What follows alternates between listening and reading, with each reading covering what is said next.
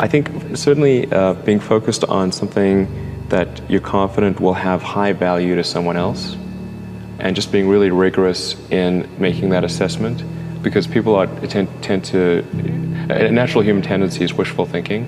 So a challenge for entrepreneurs is to say, well, what's the difference between really believing in your ideals and sticking to them versus pursuing some unrealistic dream that doesn't actually have merit? That is a really difficult thing to tell. Can you tell the difference between those two things? So you need to be sort of very rigorous. I think certainly extremely tenacious, and then just work like hell. I mean, you just have to put in, 80-hour weeks every week.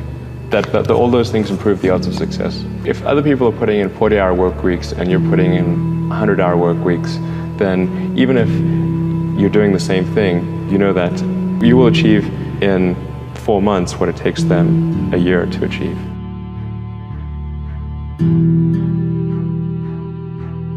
When my brother and I were starting our first company, instead of getting an apartment, we just rented a small office and we slept on the couch.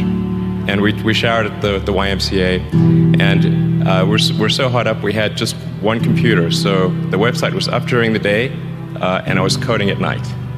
7 days a week, all the time. So briefly had a girlfriend in that period, and in order to be with me, she had to sleep in the office.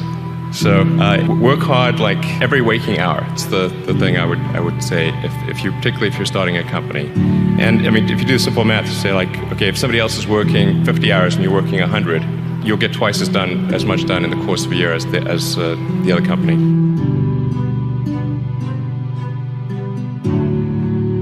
In 2001, with just talking to a friend of mine, he asked me what I was going to do after PayPal, and I thought, well, I was wondering, like, I'd like to get involved in space, but I just didn't think there was anything I could do as an individual. But I was curious as to when NASA would be sending a team to Mars, because that was always going to be the thing to do after the moon. I figured that there'd be some plan, and I'd just go to the website and I could read the schedule. Actually, there wasn't anything on the website, and is it secret? I don't know. But it turned out that NASA had done a study on what it would cost to do a manned Mars mission, and this was under Bush the First. In his first, he asked for a 90-day study shortly after taking office, and NASA came back with a $500 billion price tag. And he said, okay, maybe not. That's when $500 billion was serious money.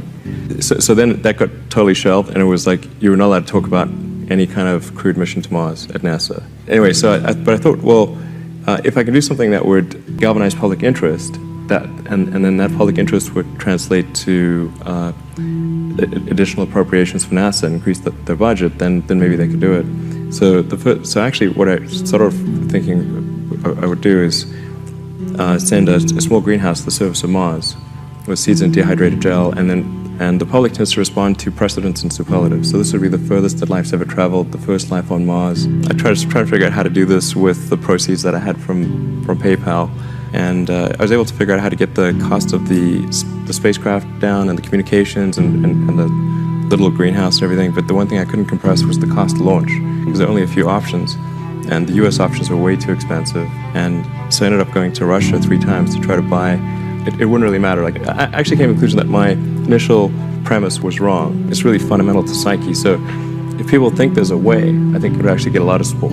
It can't be just banging your head against the wall. You got to believe that this can be done without breaking the federal budget. So that's when I said, okay, well, is there some way to affect the cost of space transport? And got together with a group of people over a series of Saturdays just to try to understand, is there something fundamentally super expensive about rockets, or can the cost be substantially improved? We had a bunch of those kind of brainstorming sessions, and I couldn't see any fundamental obstacle to improving the cost of rockets. So that's when I started SpaceX. At the point, I would say the probability of success was definitely less than 50%. I thought it would most likely not succeed, but it was worth a try.